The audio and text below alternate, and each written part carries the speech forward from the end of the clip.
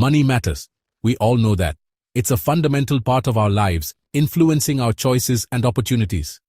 But managing money isn't just about being good at math. It's about making decisions that align with our values and goals. It's about understanding our own behavior and the emotions that drive our financial decisions. Our relationship with money starts early. From childhood, we observe and learn from our parents and surroundings. Our childhood experiences, the financial ups and downs we witness, all leave a mark. They create a blueprint for our future financial behavior. They shape how we think about money, spend it, and save it. Think about it. Every decision is influenced by our past. Someone who grew up during a recession might be more cautious with spending. They might prioritize saving over spending. They've seen firsthand how quickly things can change.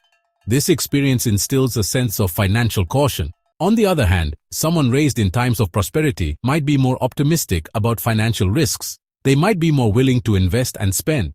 They have a different money script. Their experiences have taught them to view money as a tool for growth and opportunity. The point is, there's no universal right way to handle finances. Each person's approach is shaped by their unique experiences and beliefs. What makes sense to one person might seem crazy to another. Our financial perspectives are deeply personal. We all carry our own baggage. Our past experiences influence our present decisions. This is why understanding the psychology of money, your own personal financial psychology, is crucial. It helps us make better, more informed decisions. Imagine two friends, both wanting to retire comfortably. One starts investing small amounts in their 20s. The other waits until their 40s, then tries to catch up with larger contributions. Who do you think will have an easier time? This is the magic of compounding. It's like a snowball effect. The earlier you start, the more time your money has to grow. Even small contributions, made consistently over time, can snowball into significant wealth. This doesn't mean you've missed the boat if you haven't started early. The key takeaway is to start as soon as you can. Every bit counts. Time is your greatest ally when it comes to investing. The financial market is like a roller coaster. There are ups and downs, twists and turns. It's easy to get caught up in the day-to-day fluctuations, checking your portfolio every time the market dips. But here's the thing. Short-term noise doesn't matter as much as long-term trends. Instead of obsessing over daily market movements, focus on the bigger picture. Invest consistently and let time work its magic. Remember, slow and steady wins the race. A long-term perspective helps you weather the storms and come out ahead in the end. Don't let short-term volatility derail your long-term financial goals. Section 4. Luck, Risk, and the Long Game. We love stories of overnight success. They're exciting and inspiring. These tales captivate us because they seem almost magical, like a fairy tale come to life.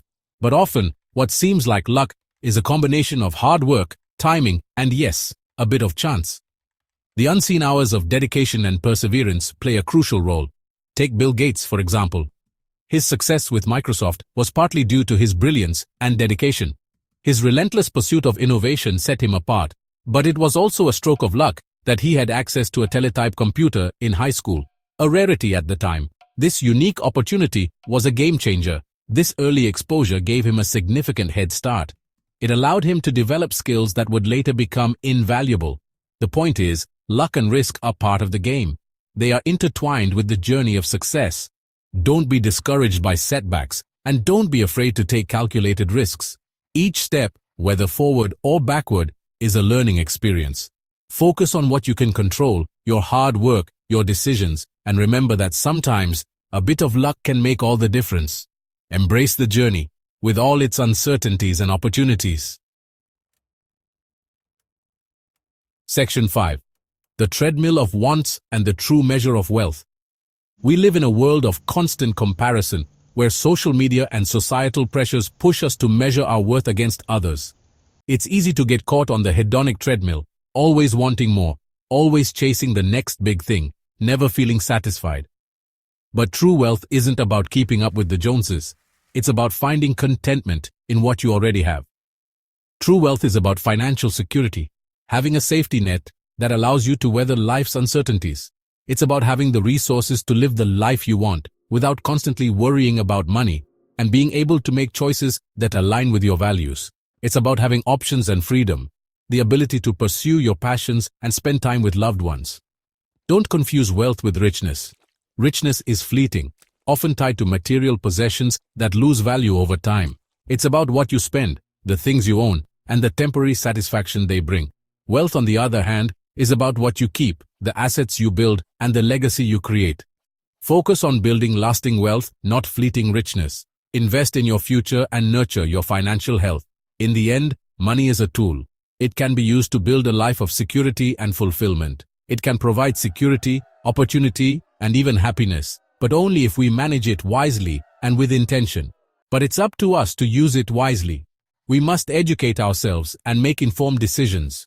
By understanding our own psychology, investing for the long term, and focusing on what truly matters, we can unlock financial wisdom and build a more secure future for ourselves and our loved ones. Please, if you love this content, share with your friends, comments below, and subscribe to the channel.